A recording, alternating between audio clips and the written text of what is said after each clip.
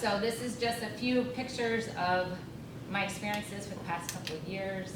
I teach STEM at STEM High School. It is a special program through Questar BOCES that we offer to any student in the local counties in our area.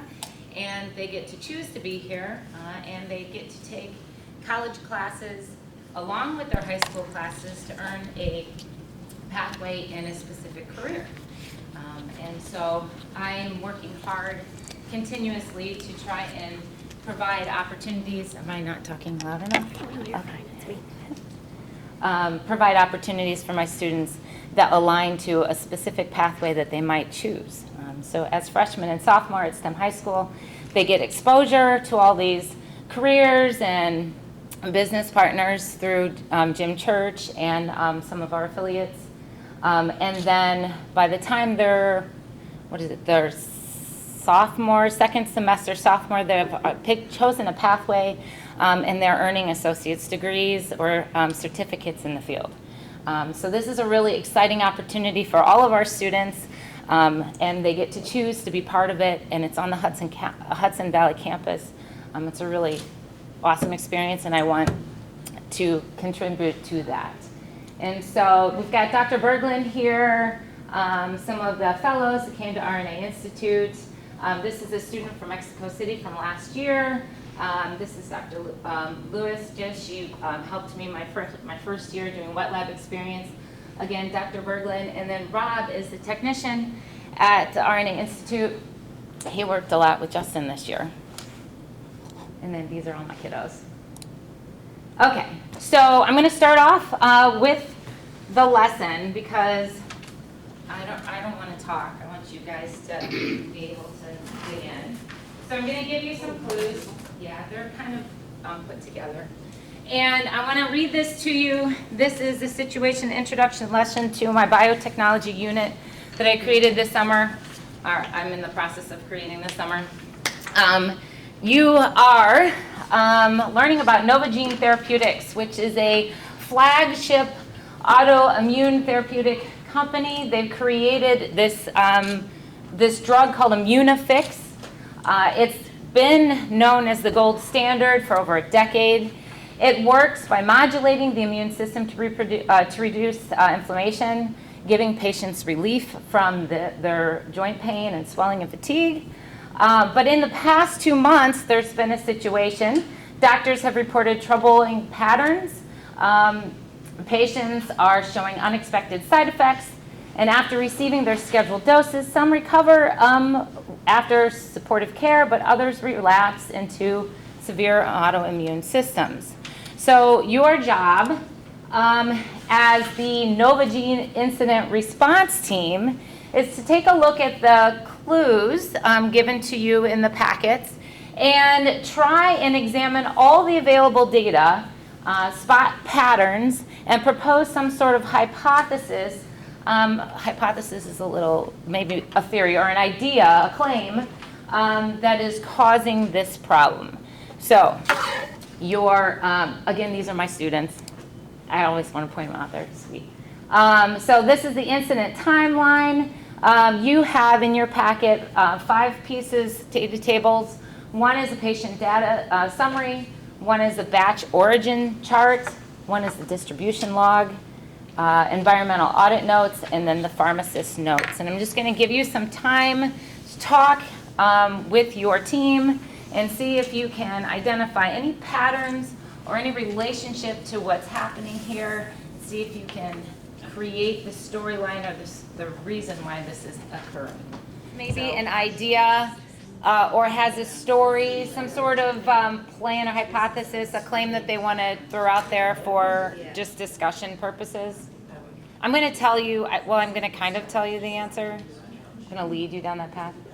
Anybody want to can share something that any patterns? We were comparing duration, so chart 3 Uh-huh. to chart 5, Uh-huh. and noticing things. And noticing. So there is some sort of pattern and duration of time that elapsed, okay? Any other patterns that you noticed? Facility B should be shut down. Facility B needs to be taken a very close look at, okay? Good. So what I think I'm going to do, this was completely, I haven't had a chance to like work through this one, but what I'm thinking I'm going to do for the students is offer the clues separate, so they have, because there's a lot of data for students. Take it one table at a time, give them some time, add to it, and then have them compare the tables to one another, so that they can kind of build their picture and their storyline as they look at the data. Unfortunately for you guys, you had 5 pieces of data and really no time. But the goal here for you to see some of the clues that you might lead to in this lesson is that there's an issue with basically the raw material supplier. There's facility B has some bacterial issues, and so the possible contamination from the facility B, but also it carried over to the central hub. What is it, Hub Z, if I remember? Yeah, because the cooling changes, and that could affect the pharmaceutical therapeutic that was created, immunofix. So these are the clues that we're hoping to see that the students generate with this data. But the idea is to get them to kind of do the investigating and build on their own ideas, and then to turn it into a biotechnology unit where they're actually doing the science to see if their claim has any merit. And so the unit itself will be to investigate this problem, but using all diagnostic lab techniques that you would see in a but in a basic biotechnology class or facility. And our students have a biotechnology pathway that they can choose from. So this directly aligns with the career pathway that they have a choice to see. So they get to practice with aseptic techniques, they get to run electrophoresis gels, learn what an ELISA is, practice micropipetting, and so on. These pictures are pictures that are from the Hudson Valley Science Center. This is Professor, I don't even know if she knows I put her on the slide, oops. This is Professor Julie Frott, and she is one of the facilitators of the biotechnology program. And so she and I are kind of hoping to build rapport through the years to be able to make sure our students are ready for this career pathway. And at the end, another engineering pathway idea is that they will create some sort of biosensor that helps them detect contamination along the way. So using these tools, this idea, see if they can come up with a tool that actually helps detect a contaminant before it becomes part of the batches, okay?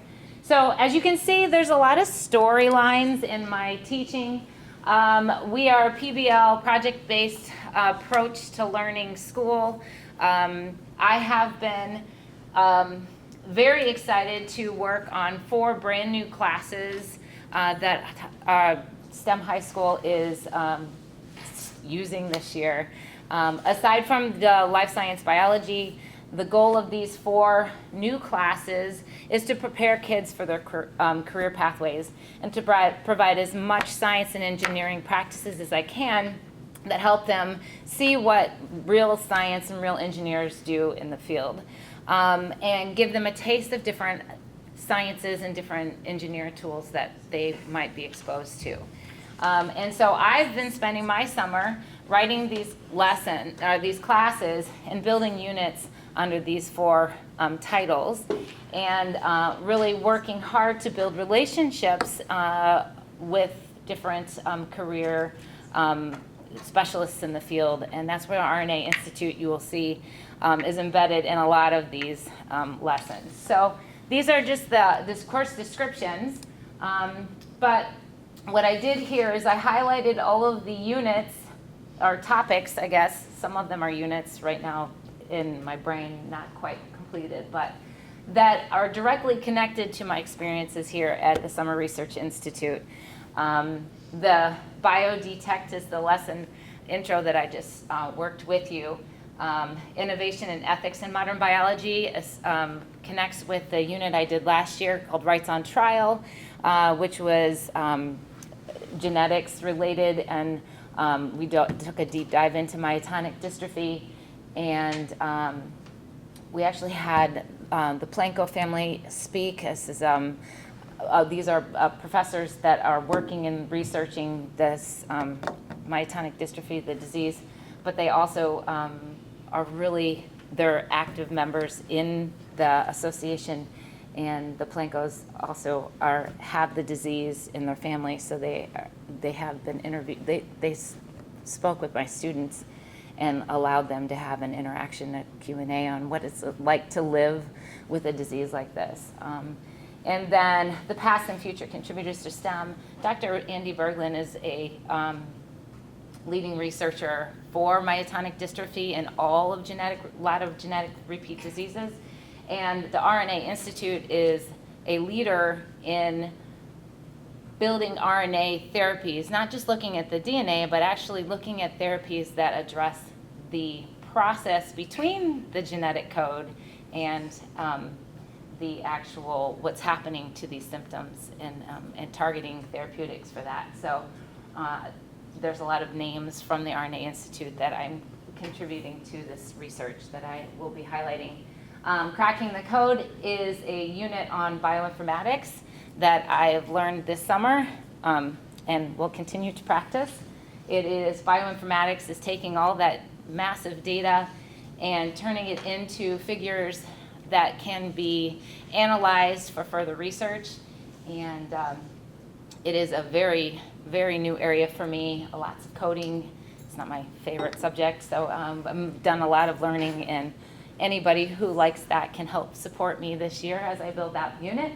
And then just becoming a member of the academic community this last research and design class, my goal is for our students to actually do some real science and engineering research and share them with the academic community in a symposium, either through our school at Hudson Valley or through UAlbany or RPI. We've got a lot of options there, which I'm looking into. So this is, it's been a very busy summer for me, and but very exciting. And I just want to thank everybody for being here, and a list of many researchers, and my principal, and obviously Nicole, and everybody who made this opportunity possible for me. So thank you.